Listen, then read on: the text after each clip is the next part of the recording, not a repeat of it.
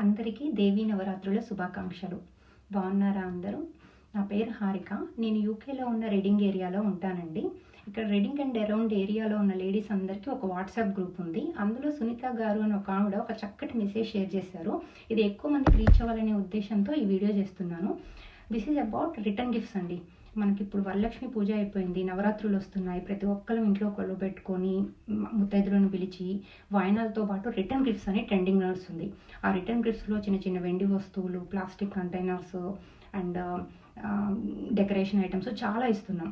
అవి ప్రతి ఒక్కరి ఇంట్లో పైలప్ అవుతున్నాయి, అంత యూజ్ అవ్వట్లేదు. ఇట్స్ జస్ట్ వేస్టేజ్ అనమాట. సో దాని బదులు చక్కగా డ్రై ఫ్రూట్స్ చేయండి. ఈ మధ్య నేను మా దగ్గరలో ఉన్న ఫ్రెండ్ వాళ్ళ బర్త్డే పార్టీలో ఈ రిటర్న్ గిఫ్ట్స్ ఇచ్చారండి. ఉమ్మగారు, లక్ష్మణరావు గారు అని చక్కగా డ్రై నట్స్ ఇచ్చారు. ఇవి హెల్త్కి హెల్త్, వేస్టేజ్ ఏమి ఉండదు. ఇది ఆల్రెడీ మా నైబర్స్, ఎదురింటి వాళ్ళు కూడా లాస్ట్ ఇయర్ నుంచి ఇవే ఇస్తున్నారు. కానీ చాలామందికి తెలియదు. ఇది ఎక్కువ మందికి రీచ్ అవ్వాలనే ఉద్దేశంతో ఈ వీడియో చేస్తున్నాను. లేదు, లైఫ్ టైం మెమరీ ఉండే రిటర్న్ గిఫ్ట్స్ ఏమన్నా ఇవ్వాలి అని అంటే ఆ ప్లాస్టిక్స్ బదులు ఇలా స్టీల్ ఇవ్వండి.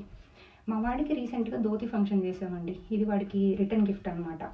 దీని మీద వాడి పేరు కొట్టి ప్రతి ఒక్కరికి ఇచ్చాము. సో దీనివల్ల వేస్టేజ్ ఉండదు, వాళ్ళకు మెమరీలాగా కూడా ఉండిపోతుంది.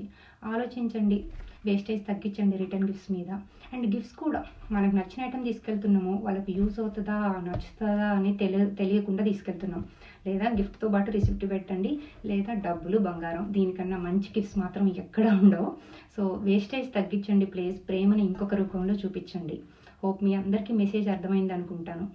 Thank you.